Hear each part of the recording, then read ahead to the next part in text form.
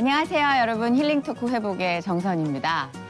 어렸을 때요, 크레파스로 그림을 그리잖아요. 그러면 제일 부러운 애들이 그림을 잘 그리는 아이들이 아니라 크레파스가 진짜 다양한 색깔로 많은 아이들이었던 것 같아요. 요즘은 진짜 와 소리가 절로 나올 만큼 100여 가지 그 색들이 막 한가득 채우고 있지만 예전에 36가지 크레파스 색깔을 갖고 있으면 걔가 부자였거든요. 근데 결과적으로 사실 그런 애들이 그림을 잘 그린 건 아닙니다. 단 3-4가지 색깔을 활용해서도 아주 멋진 그림을 그리던 아이를 볼 수가 있는데요. 그 시절 그런 생각을 했어요. 그래, 뭐 많은 색깔을 갖고 있다고 그래서 우리가 재능이 막 어떤 물질적으로 충만하다고 해서 세상에 빛을 발하고 또 유명해지고 실력을 인정받는 것만은 아니구나. 지금도 그런 생각은 늘 갖고 있습니다. 자, 오늘 모실 이분은요. 글쎄요, 이제 우리에게 주어진 달란트가 뭐 수백 가지, 수천 가지가 있을 수 있겠지만 크레파스처럼 어떨 땐 발견이 안 된 색깔도 있단 말이죠. 그런데 지금 내가 갖고 있는 그 소중한 달란트로 정말 1000가지, 10,000가지의 그림을 그려내는 분입니다. 진짜 오늘 귀한 분을 모셨습니다. 이홍원 선교사님 모시고 선교사님의 인생에 임하신 하나님의 숨결을 들어보도록 하겠습니다. 어서 오세요. 반갑습니다. 안녕하세요. 네. 지난 30년간 팔라우에서 복음을 전한 이홍원 선교사. 신학생 시절부터 해외 선교를 꿈꾸던 그는 필리핀과 대만을 거쳐 복음을 전하기 위해 팔라우로 떠났다. 팔라우에서 복음의 씨앗을 뿌리는 이홍원 선교사의 회복 스토리를 들어본다. 그것이 정말 하나님께서 나를 부르신 곳인가 그걸 먼저 놓고 기도를 했죠. 제 가정이 한 집안에서 서로 얽히고 부딪히면서 예수님의 제자, 너희는 어디를 가든지 가서 또 다른 제자를 삼아. 뭘 받아서가 감사가 아니고 무엇을 했기 때문에 감사가 아니라 그저 하나님이 계신 것으로 저는 감사합니다.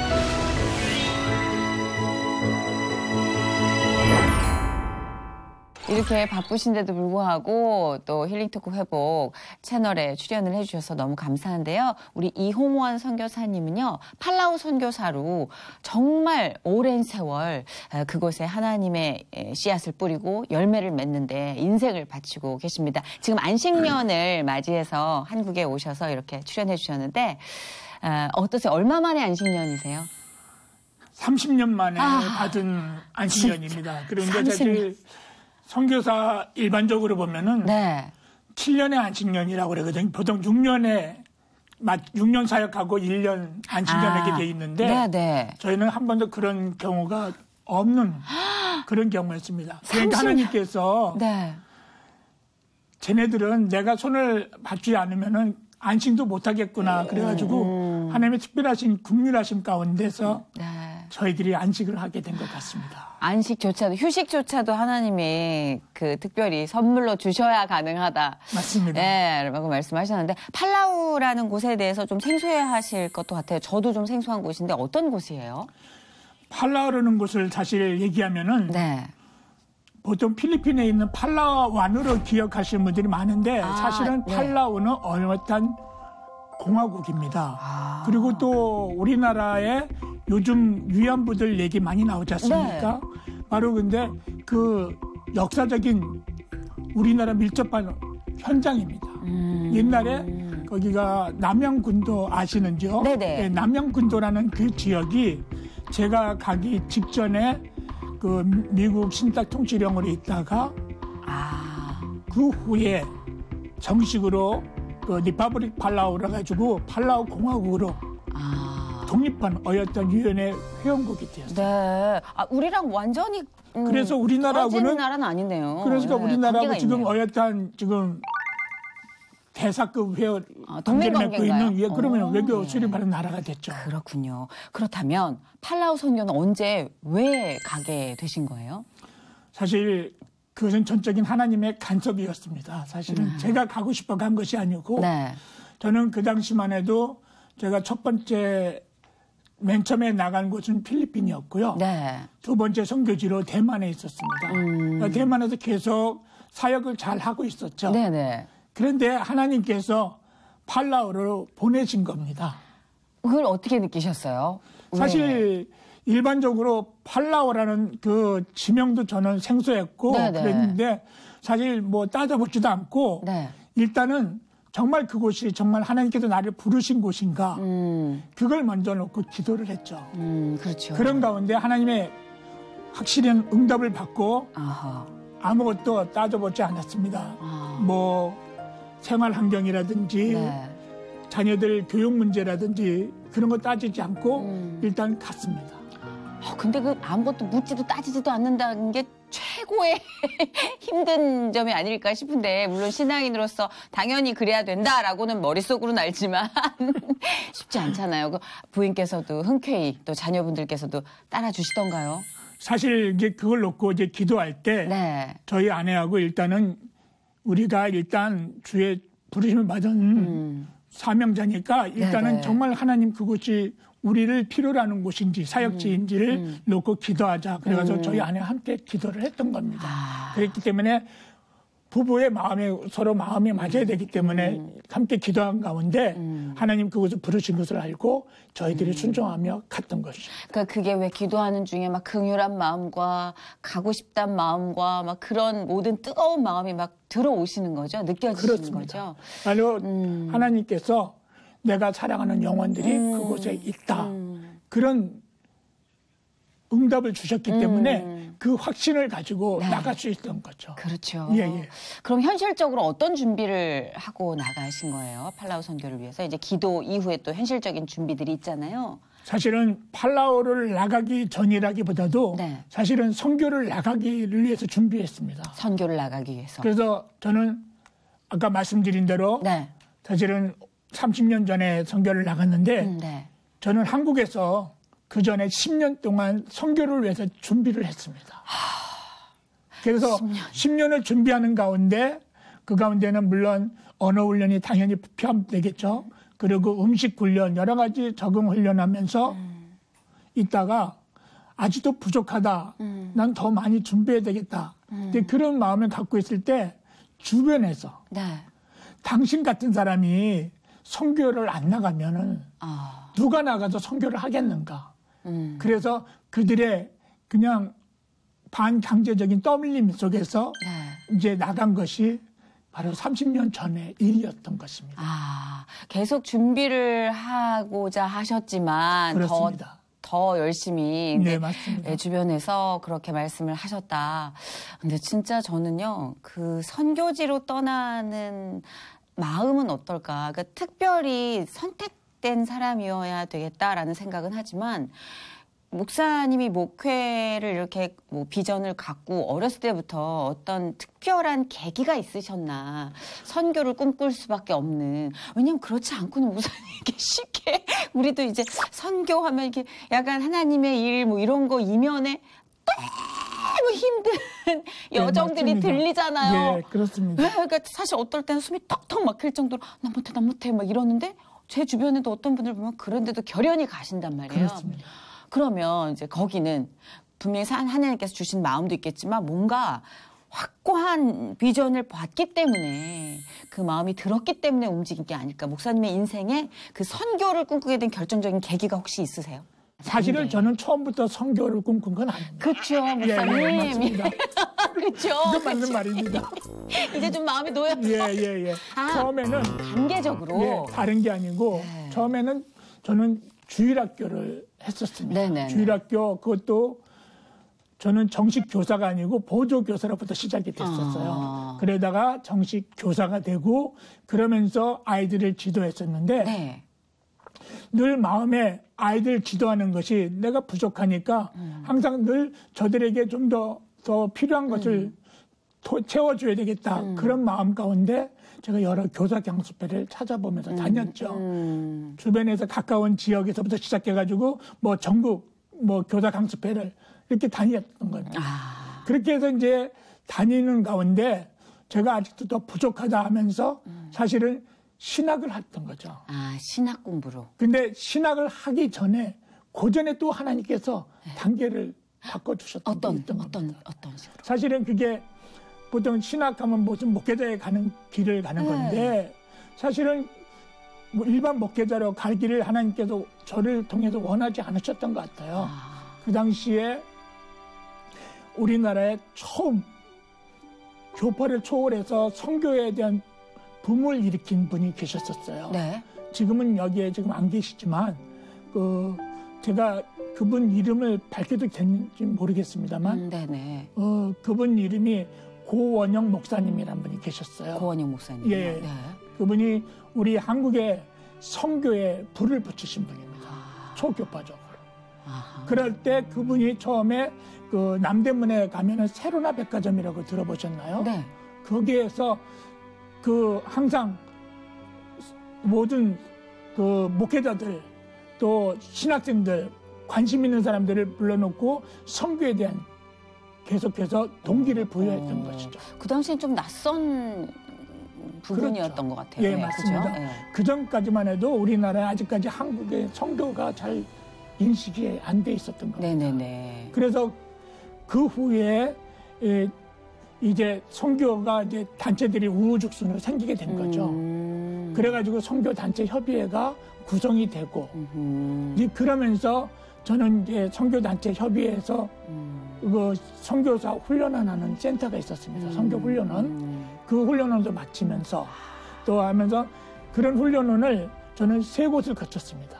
아, 진짜요? 예. 선교사 훈련원을 3곳을 거치면서 제가 이렇게 선교를 나오게 된 거예요. 사실 목사님 30년 정도 전이라고 하면 우리나라 전반적으로 기독교가 기복신앙에 가까웠잖아요. 이제 복을 그렇습니다. 원하고 예. 소원을 말하고 하나님의 그 어떤 그 가르침대로 행동을 하면 주실 것이다라는 어떤 그 구원의 이 시야가 우리 쪽에만 좀 많이 기울어져 있었지 그렇습니다. 예. 이렇게 선교까지는 사실 안 나가 있었는데 맞습니다. 예. 어찌 보면 좀 이른 출발에 힘든 점이 더 많이 있으셨지 않았을까. 그럼 낯선 것들에 대한 그 사람들의 어떤 거리감 그리고 협조 잘 안 하잖아요. 낯선 거는. 그죠? 그리고 약간은 또 좀 다른 사람이야 뭐 이렇게 생각할 수도 있고 좀 외롭지 않으셨어요?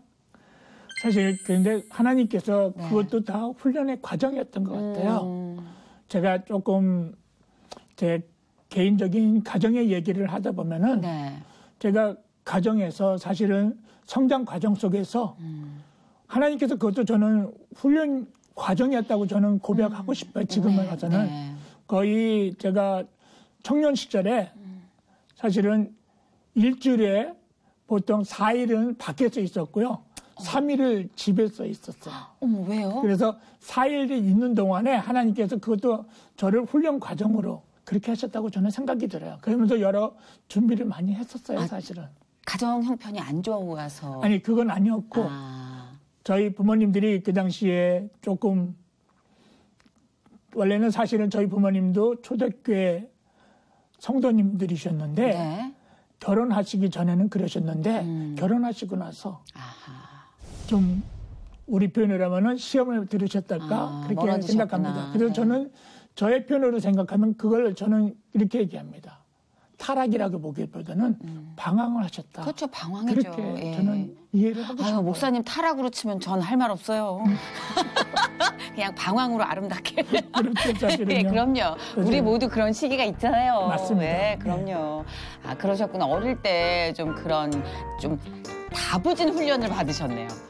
이렇게 흔히 생각할 때 훈련의 정도가 있잖아요. 그런 것 같습니다. 제가 봤을 때 한 용병 훈련을 받으신 것 같은데. 필리핀 대만 선교도 이제 팔라우 전에 네. 섬기고 계셨는데 네. 거기는 어떤 계기로 이제 그 주변에서 가라 하셔가지고. 그러니까 제일 처음에 제가 말씀드린 대로 그 선교단체 협의회 훈련을 찾아왔고 그 다음에 두 번째 훈련이 CCA MTI라는 훈련이 있었는데 네. 그 훈련은 바로 어디서 했냐면 그 외양선교라고 있습니다. 이미 저기 작고하신 그 한경진 목사님이 이렇게 만드신 외양선교회라는 곳이 있었는데 네. 지금도 있어요. 그 외양선교회도 저는 한경진 목사님의 파송을 받고 처음에 나간 곳이 필리핀입니다. 그곳에서도 이제 훈련이 근데 시작된 거네요. 바로 그곳에서 사실은 목회자 가정이 3가정이 갔는데 네. 그 3가정이 그 한 집안에서 그 3 식구가 살면서 서로 얽히고 부딪히면서 그 문을 열면은 다 보이는 그런 공동체 훈련을 했던 겁니다. 아, 그 공동체 훈련이란 게 그 말씀이시구나. 예, 예, 야, 엄청 치열하죠, 진짜. 아니, 저는 작은 개척교회 출신이라 작은 단위의 집단일수록 이 문제가 얼마나 극명하게 보이는지를 너무 옆에서 봐서. 사실 그래서 사람은 덩어리가 커야지 문제가 클 거라고 생각하는데 제일 뜨겁기는 작은 집단이 가정 뭐 이런데 뜨겁잖아요. 사실 문제가. 집사님께서 보통 목사님 하면 참 거룩하신 분, 참 좋으신 분으로 생각하시는데 네. 만약 목사님들하고 같이 살라 그러면 사시겠어요? 아니 그냥 거리를 좀 그게 좋죠. 갖고 맞습니다. 바로 공동체 훈련이라는 게 그렇던 겁니다. 사실은 같은 목회자지만 서로 사는 거 아닙니까? 살다 네. 보면은 그 여러 가지 그만 삶의 현장이 그대로 고스란히 드러나다 보니까 네. 서로 어려운 점이 많이 있던 사람이니까요. 겁니다. 예, 예. 그렇죠. 인간이니까. 그래서 그러시구나. 하나님께서 거기서 공동체 훈련을 그렇게 시키셨어요. 그렇네요, 진짜. 예.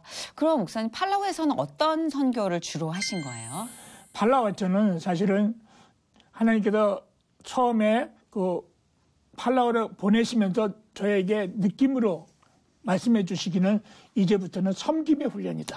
그렇게 말씀하시더라고요. 네. 우리 주님께서 이미 그 말씀을 통해서 하신 말씀이 있지 않습니까? 인자가 온 곳은 섬김을 받으려 하면요 도리어 섬기려 하고 많은 사람을 위해서 자기 목숨을 다 내주신 거 아닙니까? 그런 식으로 사실 팔라와에서는 섬김의 훈련이라고 그렇게 말씀하시면서 그렇게 해주셨을 때 저는 어떤 섬김 훈련인가 사실 좀 기대가 됐는데 네. 참 너무 진짜 훈련이라는 거는 사실 쉽지 않았던 것 그럼요. 같아요. 훈련이라는 게 여행이 아니니까. 하여튼 믿지 않는 사람을 통해서 또 일반 성도들을 통해서 또 직분자들, 집사들을 통해서 장로님들을 통해서 또는 목회자들을 통해서 하여튼 다양한 훈련을 다 섬기셨어요. 팔라우엔 교민분들이 계세요? 한국 교민. 교민들이 계시죠. 아, 예. 근데 그분들이 그렇게 다 많지는 신앙생활 않아요. 하진 않잖아요. 네? 그분들이 다 신앙생활 하시지는 않은 거 아니에요? 그렇습니다. 아닐 거 아니에요? 그렇죠. 예, 예. 예.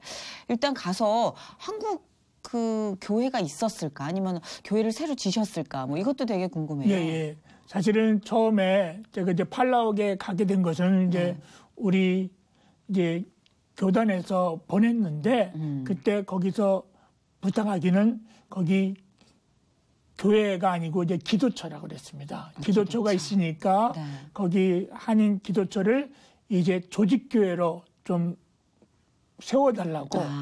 그러면서 저는 사실은 팔라우 간 목적은 그거보다도 네. 중국인 선교를 위해서 가게 된 건데 여기서 교단에서 요구하기는 그걸 원했기 때문에 일단 그래서 어쨌든 그 일을 했습니다. 아하. 그 과정 속에서 아까 말씀드린 섬김의 훈련을 했던 겁니다. 섬김의 훈련이라 하면 그 공동체 훈련보다 훨씬 더 윗단계에 있는 거 아닌가요? 왜냐하면 어쨌든 제일 낮아져야 되잖아요. 예. 하여튼 그래서 완전히 밑바닥 훈련을 섬김의 훈련을 했는데 네. 거기서 우리는 아무런 불평도 없이 그 훈련을 잘 감당하니까 그래도 하나님께서 네. 그 기도처를 나중에 하나님께서 온전한 교회로 세워주셨던 겁니다.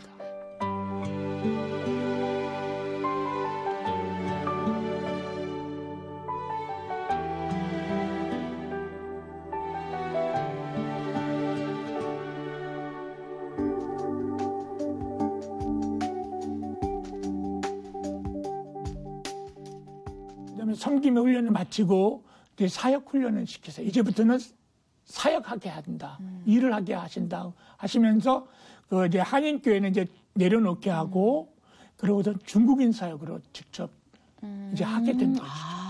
그 중국인 선교는 원하셨던. 사실은 한국에 우리가 팔라우에서 들어가 가지고 바로 시작을 했는데 한인 교회 같이 하다 보니까 여러 가지 좀 많은 갈등이 있었죠. 예를 들면 성도님들이 한인 성도님들이 왜 우리도 신앙적으로 어리고 힘든데 네. 왜 중국인까지 이렇게 우리가 돌봐야 하느냐 그런 어려움이 있었는데 그럴 수 있죠. 예. 하여튼 그러면서도 한인 성도님들이 정말 중국인들을 열심히 섬겨주셨어요. 저도 그 질문을 하고 싶어요. 예. 그 척박한 곳에서 자기 개인 신앙을 일으키기도 힘든데 왜 중국인 선교가 필요했을까요? 사실은 팔라우에서. 하나님께서 네. 저를 보내실 때 네. 하나님께서는 이미 중국인들에 전 비전을 주셨던 겁니다. 아, 그래요? 그래서 사실은 한국에서 준비한 기간이 있었다고 그러지 않습니까? 네. 그때 사실은 처음부터 중국인 선교를 계획한 게 아니었었어요. 사실은 우리 동포가 있는 북쪽을 가고 싶었던 겁니다. 그래서 친하게 했어요. 사실은 북한 선교라는 것도 저질 참여하면서 했었는데 하나님께서는 그 길을 일단 접어주게 하신 겁니다. 그러면서 중국인 선교를 이렇게 인도해 주신 거죠. 근데 진짜 중국인 선교를 위해서 중국으로 안 보내시고 팔라우로 보내셨잖아요. 팔라우에 중국인이 많나요? 사실 그 당시만 해도 그렇게 중국인들이 많지는 않았습니다. 처음 당시에는. 전 그게 너무 신기한 그래서 거예요. 네. 사실은 거기에 일단 처음에 중국인들이 있기 때문에 우선은 저희들은 그들을 섬겼던 겁니다. 네. 저희 특별히 어떻게 섬겼냐면은 처음부터 그분들에게 예수 믿으라 그러면 받아들이지 않지 않습니까? 그렇죠. 너무 다르니까. 예. 그렇기 때문에 저희 아내가 특별히 그 조그만 그런 그릇에다가 김치를 담아가지고 이렇게 가는 길거리마다 또 시장에 또는 집집마다 다니면서 그들에게 김치를 나눠주면서 신기하다. 이렇게 줬습니다. 뭐 아시겠지만은 그 중국 분들도 김치 참 좋아하지 않습니까? 네, 그럼요. 김치를 갖다 주면 먼저 마음의 문이 열리는 거예요. 그렇죠. 그럼 그분들이 저분들이 왜 우리에게 이렇게 좋은 호감을 베풀어 주시는가? 근데 그렇게 하다 보니까 이제 점점점 우리가 이제 어떤 분인가 그분들이 알게 된 거죠. 근데 그렇게 해서 처음에 이제 한 분, 두 분 중국 분들이 오시면서 중국 교회가 처음에는 5명으로 시작했습니다. 네. 세 가정으로 시작된 겁니다. 네. 그런데 매년마다 하나님께서 배가시켰어요. 우리 배가 운동한다는 말씀이 있었잖아요. 네. 초창기에서 20명, 40명, 80명 와. 계속 그냥 배가를 시키게 해주셨어요. 근데 그렇게 생각해 보니까 이 중국 사람들이 팔라우스에 이제 정착하는 게 아니라 일 때문에 들어와 있는 그렇습니다. 사람들이잖아요. 예, 언젠간 맞아요. 돌아가잖아요, 맞습니다. 고향으로. 이 약간 영성 훈련 같은 느낌. 그래서 하나님의 용사를 만들어서 그쪽으로 또 지도자가 되게끔. 네, 맞습니다. 뭔가 그런 순환이 그려지네요. 사실 제가 팔라우에서 한 일은 바로 무엇을 했냐면 중국인들 제자 훈련 시켰어요. 제자 훈련. 네, 저는 항상 어디든지 가면은 제가 한 일 가운데 하나는 제자 훈련이었어요. 성경에 보면 분명히 마태복음 28장에 너희는 가서 모든 족속으로 제자를 삼으라고 하시지 않았습니까? 네. 우리 주님께서 직접 말씀하셨잖아요. 그렇기 때문에 제가 주의 종이기 때문에 주의 명령에 따라서 가서 제자 삼는 훈련을 한 것이죠. 그러니까 저는 세례보다 더 가장 먼저 생각하는 것은 제자 훈련을 시켰던 겁니다. 저는 세례 받기 원하는 사람들은 가능하면 좀 절제를 시켰어요. 네. 좀 다음에 받게 하자고. 그래도 무엇보다도 제자 훈련을 시켰는데 그들에게 처음부터 제자 훈련 시킬 수는 없죠. 너무 힘들지 않아요, 네. 그러면? 네. 처음에는 이제 이렇게 사귀는 훈련을 하는 거죠. 인간관계 훈련 같이. 그러면 저분들이 이제 교회 나오면은 그 사람들을 처음에부터 교회 나올 때는 이렇게 복음 때문에 나온 게 아니고 배고파서 나왔어요. 그렇죠. 먹기 위해서 나온 거거든요. 그렇죠. 저희 안에 항상 하는 말이 뭐냐면 뭐든지 많이 대접하라고. 맛있는 것을 많이 대접하라고. 누가 나한테 음식을 먹여주면 좋아요. 예. 음식을 남기는 건 괜찮은데 모자라면 안 된다고. 아끼지 말라고. 항상 풍성히 배접하고 저희 아내가 그걸 너무 잘하고 그렇죠. 외국에서 외로운데 진짜 그렇게 누가 든든히 배불리 먹여주면 마음이 열리죠. 예. 그래서 그분들이 항상 하는 말 중에 그렇게 얘기해요. 내가 김치 먹고 예수 믿게 됐다. 김치 선교네요. 예. 그리고 내가 교회 와서 이렇게 밥 먹고 예수 믿게 됐다. 지금도 하는 분이 계세요. 그래서 그분들을 이제 보면은 일단 그렇게 해서 교회 오면 뭐라냐면 예수 그리스도를 영접시키죠. 예수 그리스도를. 근데 저는 아까부터 시종일관 언어적인 문제는 없으셨을까? 네? 이게 언어적으로도 네. 김치와 뭐 음식 대접을 뛰어넘는 아주 하나님의 제자 훈련을 위해서는 좀 깊이 들어가야 되잖아요. 그렇습니다. 그럼 언어적으로 목사님 도대체 몇 개 국어 하시는 거예요? 아, 필리핀 한국에 영어. 있을 때 네, 대만 중국어. 중국어를 하시는구나. 새벽에 영어를 배우려고 새벽부터 다녔었어요. 아, 그렇죠. 그 언어 훈련을. 그렇게 하고 그다음에 이제 필리핀에서도 그 나가서 언어 훈련, 특별히 이제 중국인들을 섬겨야 되니까 네. 중국인들을 섬기기 위해서 언어 훈련을 하고요. 직접 이제 대만에 가서는 정식 대만 거기가 중국 사람들이 많지 않습니까? 많죠. 정식 제가 대만 정치대학교에 거기 정식 거기 아무나 들어가지 못해요. 정식 우와. 고시를 패스해야 돼요. 시험에 합격해야만 들어가는 곳이에요. 대학생활 하신 거예요? 그러니까 어문 중심 요리 연재학당 같이 네. 어문 중심에 다니는 겁니다. 그래서 정치 랭귀지 코스를 한 거죠. 그래서 대만 정치대학교에 가서 그 언어를 정식으로 배웠어요. 와. 보통 3년 최소한 3년을 배워야지 언어가 일단 돼야 되는데 저는 2년 만에 그것을 마스터를 했어요. 와. 그걸 하다 보니까 많은 또 흔적이 있죠. 제가 지금도 귀가 잘 안 들려요. 왜냐하면 네. 그 언어를 배우기 위해서 항상 그 내시발을 끼면서 네. 아침부터 밤늦게까지 그걸 듣고 다니는 겁니다. 그래서 아침에는 그것이 그 자명종 같은 역할을 하고 세상에. 저녁에는 자장가 같은 역할을 하면서 그걸 듣고 항상 이렇게 했던 겁니다. 그러니까 그렇게 돼가지고 언어를 마스터했기 때문에 이렇게 나갔죠. 사실은 한국 교회에서 제가 언어 훈련을 하니까 저 사람 보니까 언어 배우러 갔네. 그러면서 한국 교회에서는 후원이 중단됐습니다. 아 정말요? 예, 그런 적도 있어요. 뭐 그래도 후원까지 중단해. 저희는 언어 훈련을 일단 해야만이 앞으로 장기적으로 그럼요. 선교할 수 있다 해가지고 하여튼 없으면 없는 대로 선교비 없으면 사실 선교하러 가는 것은 사역하러 가는 거 아닌 거지 않습니까? 그런데 사실 선교비라는 건 생활비인데 생활비 없다고 사역 못하는 거 안 되잖아요. 그래서 생활비 없다. 그럼 밥 없으면 죽 먹으면 되고 죽 없으면 금식하면 된다. 저는 그렇게 해서 지금까지 언어를 준비를 했던 겁니다. 그래서 지금은 언어가 정말 자유로워요. 그래서 그렇죠. 중국 사람을 대화하면 그 사람들 머리 꼭대기에 앉아있고 그 사람들은 마음을 다 헤아릴 정도로 됩니다. 요새 이렇게 어학 공부 신경 쓰는 부모님도 걱정하지 마세요. 그러니까 목적이 이끄는 삶이네요. 진짜 목적이 뚜렷하면. 예, 맞습니다. 예, 24시간 들을 수밖에 없네요. 사실은요, 언어는 그 필요가 절실하지 않으면 안 늘거든요. 예, 저는 맞습니다. 정말 그걸 너무 절실히 아는데, 이게 하나님이 목적을 만들어주시는 이유구나. 예, 그런 생각도 들고. 어찌됐든 그래도 이제 중국 선교에 있어서는 뭔가 공산권 체제잖아요, 사실. 그러니까 따로 자신들의 그 선반 위에 있는 우상이 따로 있는 그런 분들이기 때문에 하나님의 나라와 말씀을 얘기하는데 뭔가 좀 단계적으로 좀 중요한 뭔가 다른 차이점이 있지 않을까. 그러니까 중국 선교에 대한 꿀팁? 예. 다른 선교사분들께도 좀 공유해 주세요. 먼저 예수 믿으라고는 못하니까 네, 먼저는 그들의 마음의 문을 열어줘야 되거든요. 그렇죠. 어떻게 열어야 될까요? 사실은 중국에서 나와 있는 분들은 사실 복음 들으러 온 게 아니고 외화벌이차 말 그대로 진짜 돈 벌어 온 건데 그 사람들에게 처음부터 복음 받아들이라고 하면 안 받아들이거든요. 그렇죠. 근데 그분들에게 일단은 그걸 친구 사귀기라고 합니다. 관계. 관시. 예, 관계 만드는 거, 관심을 갖게 하는 거예요.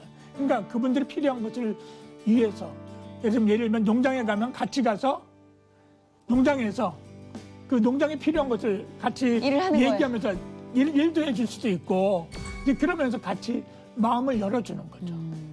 예, 뭐 하여튼 제가 만난 분들이 다양한 분들이 있어요. 기억에 남는 분들. 그 농장 분들도 계시고 또 공장에 계신 분들 계시고 또 어민들도 있고 많은 분들이 다양한 분들이 그 팔라와에 있었어요. 네.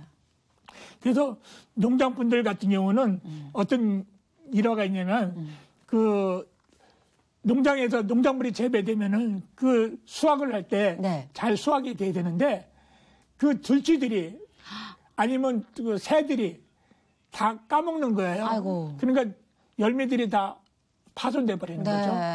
그러니까 그분들이 뭐라 하냐면 제발 좀 이렇게 좀 쥐들이 새들이 좀 먹지 않도록 기도해 달라고. 그래서 저희들이 가서 직접 기도하지 않았습니까? 동서남북을 향해서 이렇게 손을 들고 그리고 손을 들고 아주 선포를 한 거죠. 그래서 하나님께서 이 영혼들을 긍휼히 여겨달라고 이분들이 정말 이런 기도 제목을 놓고 기도하니까 주님 긍휼히 여겨달라고 기도를 했습니다. 어떻게 됐을까요?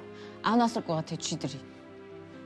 하나님께서는 우리의 정말 간절한 기도는 들으시고 그죠. 그 영혼을 사랑하시기 때문에 정말 그래서 쥐들이 안 왔어요. 어떡해. 새들이 안 쪼아먹었어요. 그래도 그분들이 중국에 우리 팔라우 중국 선교회 첫 번 믿는 분들이 되게 된 거예요. 참 특별한 곳엔 특별한 은혜가 임하는 것 같아요. 그렇습니다. 그렇죠. 예. 진짜. 왜냐하면 그 방법밖에 없을 땐 하나님이 그 방법 쓰시더라고요. 맞습니다. 다른 방법 있을 땐 여러 가지의 경로로 훈련을 받게끔 하는데 절박할 땐 임하시더라고요. 그러고 나서는 이제 그분들이 이제 우리가 이렇게 전도를 했지 않습니까? 이제는 저희들이 전도를 안 해요. 왜냐하면 그분들이 이제 아니까. 그렇죠. 아는 거죠. 그분들이 입소문을 통해 가지고 오는 거예요. 야, 거기 교회 가면은 밥 많이 먹는 데더라. 맛있는 음식들이 많이 먹는 데더라. 그래가지고 중국에 그 유명한 음식들이 많이 있잖아요. 그런 음식들을 먹게끔 저들이 제공을 해주죠. 할렐루야. 그러니까 저들이 마음껏 먹게 해주니까 그렇게 감사해요. 천국이 따로 없죠. 그래서 그분들에게 그렇게 제공을 해주고 나니까 이제 마음이 열려 있잖아요. 그렇죠. 그럴 때 그들에게 복음을 전해주면 받아들이는 거죠. 그렇죠. 그럼 저는 그들에게 영접시키고 그 다음에 하는 일이 훈련시키는 거예요. 제자 훈련. 제자 훈련시키는 가서 제자 삼으라 했었기 때문에 제자 훈련시키는데 그냥 시키지 않아요. 저는 철저히 시킵니다. 제가 항상 강조가 뭐냐면 요즘 우리 한국교회가 많은 일반 세상 사람들한테 지금 지탄을 받고 있잖아요. 그렇죠. 저는 문제가 저는 여기에 있다고 봅니다. 바르게 예수를 전하지 못했기 때문이라고 생각합니다. 저는 그 믿음도 바르게 믿음을 전해야 된다고 생각이 들어요. 맞아요. 그래서 저는 이렇게 말씀드리고 싶어요. 예수를 알 때 바르게 알고 예수를 믿을 때 바르게 믿고 그리고 바르게 알고 바르게 믿은 예수 그리스도를 바르게 전하자. 아멘. 그러면 그분들이 절대 실망하지 않을 거예요. 그렇게 되면은 뭐 요즘 뭐 기복주의 때문에 나왔던 그건 아닌 것 같아요. 그거는 변질된 복음입니다. 물론 그것도 한 일부분은 될 수 있는데 그것이 복음의 전체는 아니지 않습니까? 그렇죠. 그렇기 때문에 그들에게 먼저 뭘 하냐면 말씀 훈련을 시켜요. 먼저 뭐냐면 성경을 읽힙니다. 아멘. 그래서 성경을 제가 얼마만큼 읽히는지 아세요? 모르겠어요. 어느 정도로? 집사님도 성경 얼마나 읽을지 모르지만 아니고요. 나이만큼 읽으라고 합니다. 제가 항상 나이만큼 읽으라고 얘기해요. 잠깐만요. 나이만큼요? 항상 저는 강조를 나이만큼 읽으라고 얘기해요. 이게 제가 항상 그래서 숙제가. 그 읽고 그 다음에 뭘 하냐면 제 제자 훈련 때 지금 제가 보여드리는 이게 성경 암송 카드예요. 제자 훈련에는 성경 말씀은 이게 59절이 있습니다. 이걸 59절을 외워야 됩니다. 그 다음에 50곡을 암송해서 불러야 됩니다. 성경을요? 그리고 가서 전도하는 일을 하게 합니다. 전도 훈련은 직접 시키고. 전도하고 인도는 다른 거 아시죠? 목사님, 그 정도면 제자 훈련이 아니라 목회 훈련 아닙니까? 제가 이제 조금 이따 말씀드릴게요. 그래서 그 제자 훈련 그 다음에 마치면 최소 1년입니다. 그 과정을. 그 다음에 제가 지금 달고 있는 게 액세서리가 아니고 이게 장식품이 아니라 이게 제자로서 주는 상징적인 일정의 1년의 수련 과정을 거쳤다라는 어떤 징표. 우리 중국인들은 이걸 달으려고 무척 애를 써요. 그러게요. 세례 받은 사람에게 이걸 달아주는 게 아닙니다. 제자 훈련. 제자 받은 사람들 자랑스럽게 여기죠. 그래서 내가 수시로 그런 얘기를 합니다. 너희들은 나의 제자가 아니고 예수님의 제자다. 아멘. 너희는 어디를 가든지 가서 또 다른 제자를 삼으라. 저는 항상 그렇게 강조를 합니다. 참 감사한 거는 그렇게 제자 훈련을 받고 돌아간 분들이 많이 있어요. 보통 팔라우에서 보통 기간이 2년 주기로 바뀝니다. 그렇게 제가 계속 훈련을 시켰어요. 어떠세요? 그런 열매들이 결실들이 맺혀지는 소식들이 들리나요? 그러면요. 그래서 재작년인가 아마 그때 믿고 돌아간 사람들이 네. 12년 만에 15년 만에 네. 돌아왔어요.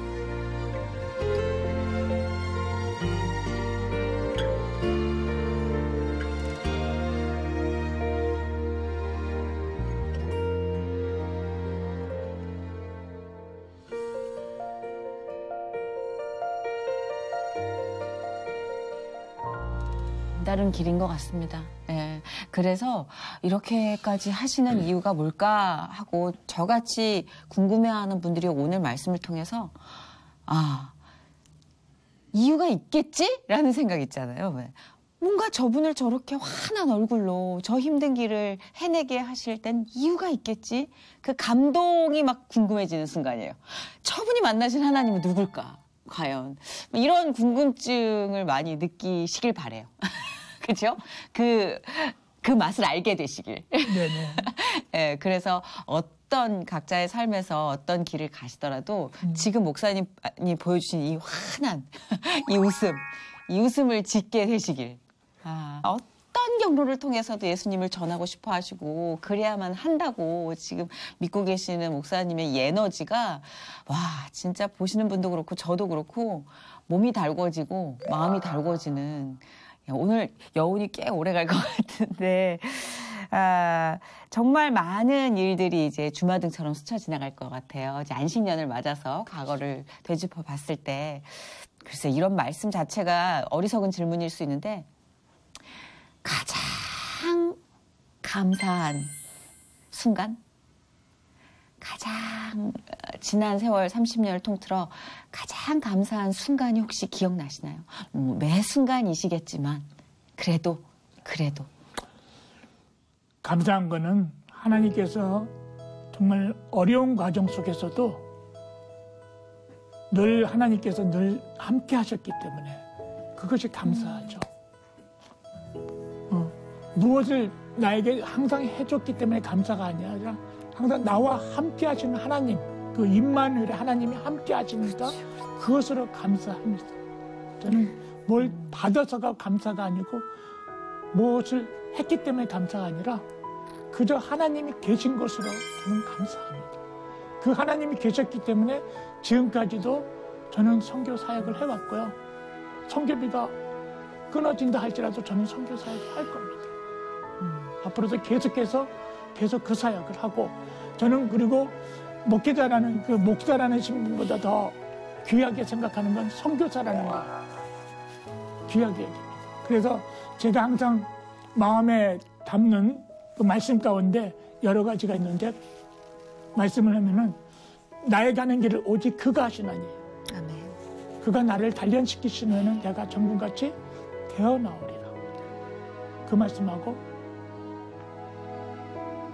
정말 사도 바울처럼 나의 달려갈 길과 주 예수께 받은 사명 곧 하나님의 은혜 복음을 증거하려 하며 있으면 나의 생명을 조금도 아끼지 않겠노라. 제가 항상 그 말씀을 마음에 담고 저는 앞으로 계속해서 이 길을 이 선교사의 길을 가려고 합니다. 감사합니다. 얼마나 큰 사랑이 이 안에 있으면 얼마나 예수님의 큰 사랑을 받고 있고 그걸 확신하고 계시면 생명을 걸고 이런 고백을 할 수 있을까. 우리의 모든 욕심이 무색해지는 순간인 것 같아요. 가장 아름답고 감사한 순간은 예수님의 동행이다. 아멘. 라는 그 말씀이 인간의 무한한 욕심에 제동을 걸 만한 정답이자 의문이 아닐까. 그런 질문을 한 번씩 던져봐야 될 것 같아요. 예수님이 지금 나와 함께 계시는가? 아멘. 함께 계시다면 그것으로 족하다. 아멘. 오늘 무슨 질문이 더 필요하겠습니까? 정답이 나와버렸는데. 앞으로 또 우리 목사님, 선교사님의 비전 듣고 싶어요. 뭐 이미 충분히 선포를 해주셨지만 또 가족의 건강도 있고 또 저희가 중보기도를 해주실 분도 많이 계시니까 중보기도 제목 좀 주십시오. 저는 먼저 우리 한국 교회들에게 말씀을 전하고 싶습니다. 네. 먼저는 우리 나가 있는 선교사님들을 좀 믿어주십사. 그 얘기를 드리고 싶어요. 네. 또한 먼저 우리 한국 교회가 선교사를 인선하실 때 정말 함께 기도하시면서 그 선교사를 인선했으면 하는 마음이 듭니다. 그래서 그 인선한 선교사님이라면 그 선교사님을 그 외형적인 것을 지금 사역 안 한다 그걸 보지 마시고 외형적인 것보다도 하나님과의 부르심 속에서 나간 선교사님이라고 확실함이 들어간다면 전적으로 믿어주시면서 좀 격려해 주셨으면 전 그런 바람이 있습니다. 너무 뉘우치게 되는 게 저도 선교사님이 이제 정말 저렇게 주의 일을 하기 위해서 앞장서서 험한 곳에서 험한 환경 속에서도 일을 하시는구나 하다가도 국가적인 이슈에 막 휘말리거나 이럴 때는 왜 또 굳이 라는 속된 인간의 마음이 먼저 들어요. 크리스찬임에도 불구하고 저기까지 가셔서. 근데 오늘 목사님 말씀을 듣는데 거기에 내가 믿음이 없었구나라는 그런 뉘우침이 오는 것 같아요. 그분이 거기까지 발걸음을 옮겼을 때 하나님과의 그 약속과 그분이 느낀 은혜와 그 사명감, 이게 한 사람의 공명심이 아니라 예수 그리스도와의 어떤 아주 위대한 약속의 결과라고 생각을 못했던 것 같아요. 저는 너무 뉘우쳤어요. 오늘 말씀을 듣고 선교사님들을 보는 시각을 내가 좀 더 키워야 되겠구나. 그걸 느꼈어요. 너무 죄송해요. 왜냐하면 너무 부분만 봤어요. 그리고 진짜 보고 싶은 것만 봤어요. 그래서 좀 더 믿겠습니다. 사실 그래서 사실은 저는 이렇게 말씀을 드리고 싶어요. 선교와 전도는 마치 기차 레일의 두 바퀴와 같다는 거. 어느 게 먼저고 어느 게 나중이 아니라 우리 한국도 사실은 만약에 선교사님들이 들어오시지 않았다면 그렇죠. 어떻게 우리가 복음을 받아들일 수 있습니까? 근데 안타까운 거는 좀 우리 선교사님들 선교사님들도 중요하지만 앞으로 계속해서 대를 이을 우리 자녀들 분들이 계속 대를 이어서 선교사가 돼야 되는데도 불구하고 자녀들은 선교를 하지 않겠다는 게 안타까운 현실이 있어요. 아시는 대로 우리 외국에서 여기 한국에 들어온 선교사님들은 보통 2대, 3대 아니면 4, 5대까지 대를 이어서 선교하신 분들 많지 않습니까? 근데 사실은 우리 한국은요, 지금 우리 선교사 자녀들, 흔히 MK라고 그러는데 MK들 가운데서 부모를 이어서 계속해서 선교를 하겠다는 분들이 손을 꼽습니다. 이건 우리 한국교회에서 정말 자성해야 되겠습니다. 왜냐하면 지금 우리 부모 세대들은 정말 완전히 우리 흔한 말로 맹땅에 헤딩한 거거든요. 언어도 새로 배웠고 문화도 새로 익혔고 인간관계, 문화 적응 훈련도 다 새로 했는데 우리 자녀들은 사실 언어가 되지 않습니까? 또 문화도 적응했고 인간관계가 되지 않습니까? 이거 사실 귀한 자원 아닙니까? 우리 한국 교회도 조금 더 관심을 가져주면 우리 MK 자녀들, 선교 자녀들이 계속 이어서 할 수 있는데 그렇지 못한 게 지금 우리 한국 안타까운 선교의 현실입니다. 큰 교회에 계신 분들이 좀 많이 도와주세요. 저기 사실은 골프 뭐 이렇게 활동 가지 마시고. 큰 교회가 중요한 게 아니고 죄송합니다. 우리 사실은 한국교회 모든 분들이 정말 기도하는 가운데 물론 그렇죠. 물론 그렇죠.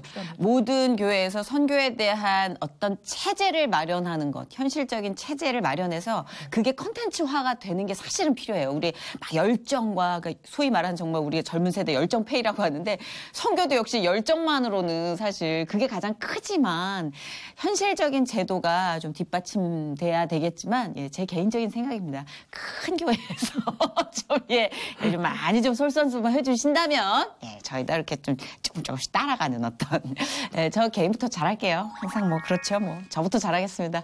저도 좀 관심을 갖고요. 도울 수 있는 현실적인 방안들이나 함께 할 수 있는 방안. 이 맥이 끊어져서는 안 되니까요. 네, 예, 그렇습니다. 그런 제목을 두고 기도하고 또 노력하도록 하겠습니다. 아, 오늘 참 무거운 숙제를 주시네요. 근데 필요한 숙제였던 것 같아요. 선교에 대해서 한 번도 그렇게 구체적인 생각을 해본 적이 없었어요. 좀 먼 이야기라고 생각을 했거든요. 근데 아까 전도와 인도는 다르잖아요 라고 하시고 선교와 전도가 같은 레일 위에서 굴러가는 바퀴라고 하신 말씀이 참 무거운 무게로 남네요. 감사합니다. 네, 이 무게를 가지고 좀 저도 할 방향을 찾아볼게요. 물어볼게요, 하나님께. 뭐 하면 돼요? 이렇게. 하나님께 기도하면은 하나님께서 다 예. 세밀하게 다 가르쳐 주세요. 그러니까요. 예, 그러면요. 예. 제가 있는 현장, 제가 갖고 있는 달란트로 할 수 있는 일이 뭐냐고 하나님께 여쭤볼게요. 아멘. 움직이게 해주실 거라고 믿습니다. 아멘. 네, 오늘 너무 감사드리고요. 예, 앞으로도 지금과도 변함없는 하나님의 주님의 뜨거운 동행이 이어지시길 축복합니다. 고맙습니다. 고맙습니다. 감사합니다. 네. 네.